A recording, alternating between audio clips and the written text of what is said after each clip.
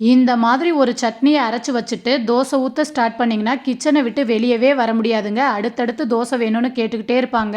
கமெண்ட்டில் வந்து கண்டிப்பாக என்னை திட்டக்கூடாதுங்க. இப்போ இந்த சட்னி பண்ணுறதுக்கு கடாயில் ஒரு பெரிய சைஸ் வெங்காயம், 4 பல் பூண்டு, 7 தக்காளியை இந்த மாதிரி கீரல் போட்டு சேர்த்துக்கங்க.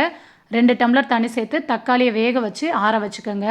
அடுத்து பேனில் 2 டீஸ்பூன் போல் எண்ணெய் சேர்த்துக்கங்க. 1 டீஸ்பூன் கடுகு, 1/4 டீஸ்பூன் வெந்தயம், 3 டேபிள் ஸ்பூன் உளுந்தம்பருப்பு, 7 8 வரமிளகாய் சேர்த்து நல்லா வறுத்து எடுத்து வச்சுக்கோங்க. இப்போ ஆறின தக்காளியை தோல் உரித்து எடுத்து வச்சுக்கோங்க. ஆற வச்ச பருப்பை மிக்ஸி ஜாரில் சேர்த்து குறகுறப்பாக அரைச்சிட்டு வேக வச்ச தக்காளியும் சேர்த்துட்டு ஒரு சின்ன நெல்லிக்காய் சைஸ் அளவுக்கு புளியை தண்ணியில் ஊற வச்சு சேர்த்து சட்னி அரைச்சி எடுத்துக்கோங்க.